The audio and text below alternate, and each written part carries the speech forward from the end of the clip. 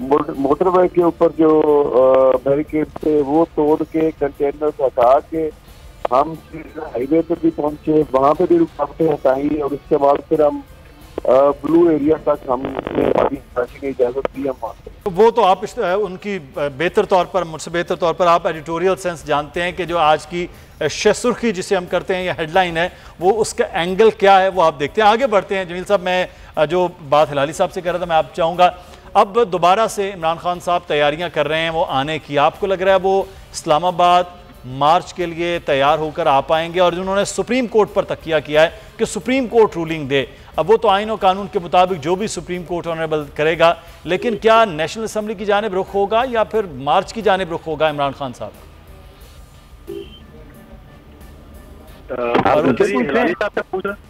फारूकी साहब मैं फिर आता हूं हिलाली साहब की तरफ, मैं आपसे जानना चाह रहा था यही कमेंट।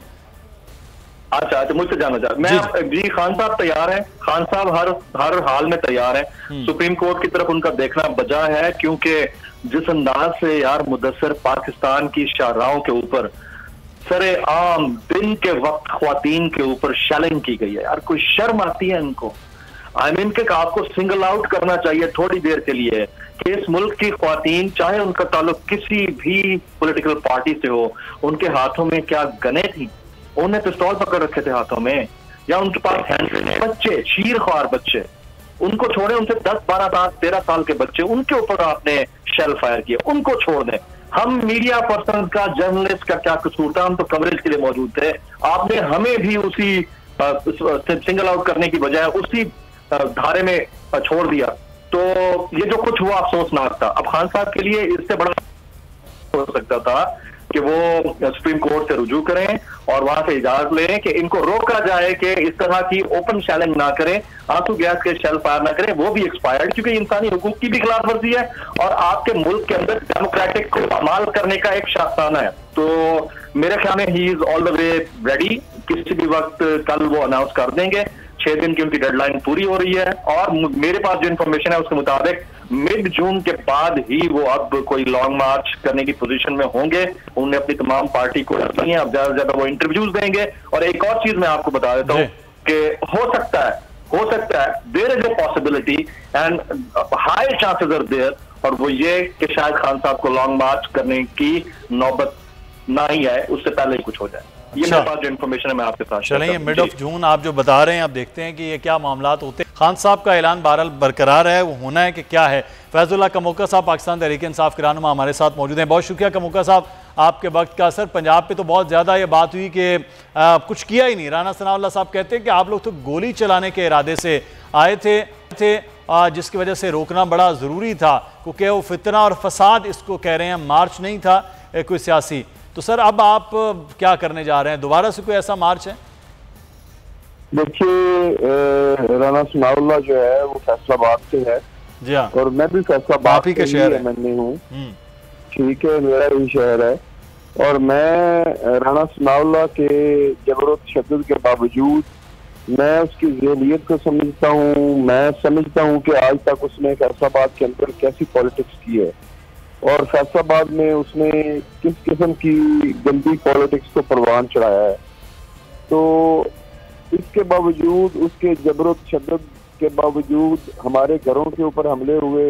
अल्हम्दुलिल्लाह ये उसकी सबसे पहली शिकस्त तो ये है कि हम जो है फैसलाबाद से काफिला लेके, अल्हम्दुलिल्लाह अगर कोई पूरे पंजाब से पूरा काफिला पहुंचा है, इन्होंने हर जगह पे इन्होंने कंटेनर रखे हुए थे, हर जगह पे इन्होंने सील किया हुआ था हर शहर, लेकिन हम जो है वो फैसलाबाद के तमाम बैरिकेड तोड़ के, मोटरवे के ऊपर जो बैरिकेड थे वो तोड़ के कंटेनर हटा के हम हाईवे पे भी पहुंचे, वहां पे भी रुकावटें हटाई और उसके बाद फिर हम ब्लू एरिया तक हमने की इजाजत दी। हम वहां से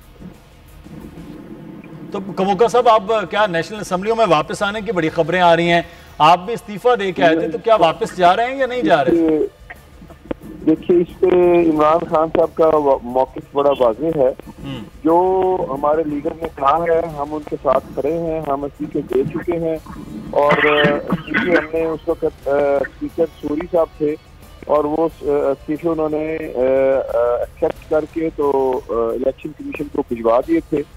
तो अब मेरे ख्याल में हमारी तरफ से तो कोई ऐसी गुंजाइश नहीं है, बाकी जो भी फैसला है वो हमारे लीडर भी करेंगे। सही, ठीक है। अच्छा, फैजुल्लाह साहब हमारे साथ रहेगा। जफर हिलाली साहब, इस वक्त वजीर दाखिला जो हैं वो राना सनाउल्लाह साहब हैं।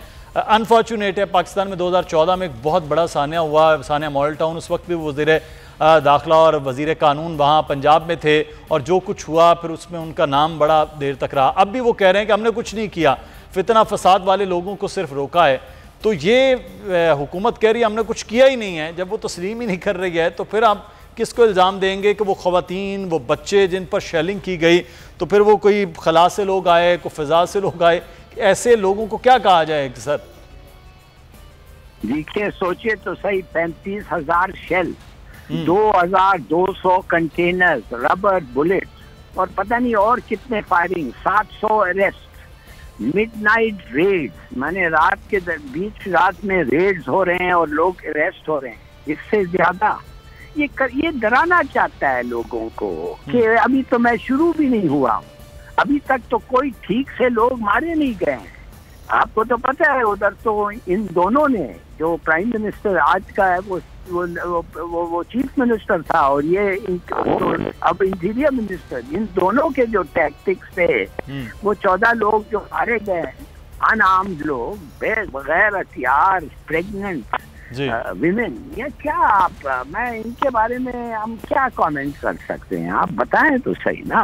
और आज तक उसका फैसला नहीं हुआ है। मुझे पता नहीं किस किस्म की जुडिशरी है भाई, ये क्यों नहीं अभी तक इंक्वायरी हुआ है? 14 लोग मारे गए हैं, ये कैसे हो सकता है कि ये जुडिशरी ने पूरा कंप्लीट अब तक इन्वेस्टिगेशन नहीं हुआ?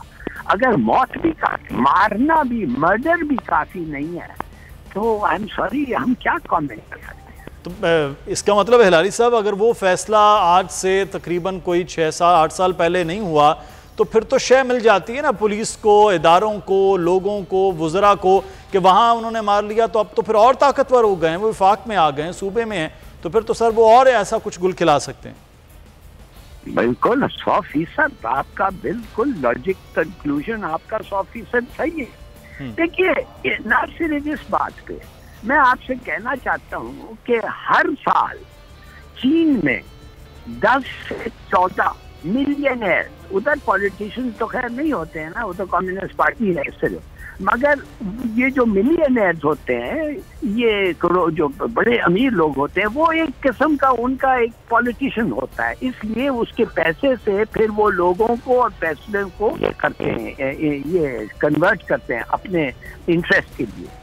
अब 14 हर साल उधर गोली मारी जाती है उनको, और जब उनको गोली मारी जाती है तो उनके रिश्तेदार और फैमिली से जाते हैं, गोली का खर्चा लेते हैं, ट्रायल होता है, कन्विक्शन होता है और फौरन एक्सिक्यूशन होता है। इसलिए अब तक चीन एक लिहाज से इतना प्रोग्रेस कर गया है और इस लिहाज इतना रिलेटिवली कम करप्शन है।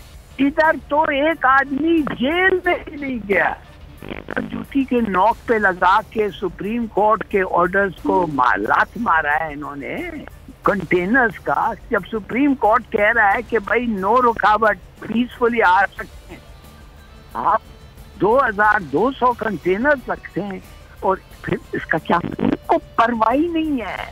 पाकिस्तान में सजा हो ही नहीं सकता है। मैं कहता हूँ कंटेम्प्ट ऑफ कोर्ट के लिए आज नाम ले ले एक आदमी जो जेल में है।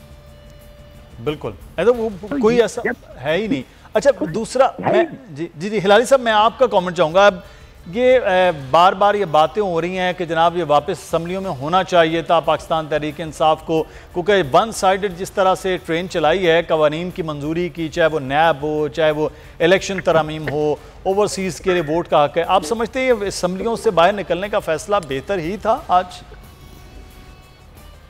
देखिए, अगर असेंबली का फैसला, मैं आपसे एक चीज पूछना चाहता हूँ, एक असेंबली जिधर इलीगली बैठी हुई है, इन अदर वर्ड्स उनके पास मेजॉरिटी नहीं है, एक असेंबली जिधर आपके अपने लोगों को खरीदा है और पूरा सबूत है आपके पास, एक असेंबली जिधर पैसे चले और हर किस्म की इलीगैलिटी हुई है, आप उसको रिकॉग्नाइज करते हैं एज असेंबली? मैं तो नहीं समझे। बिल्कुल, जब वो वोट की गिनती हो रही है। सब्सक्राइब करें और बेल दबाएं ताकि कोई खबर रह न जाए।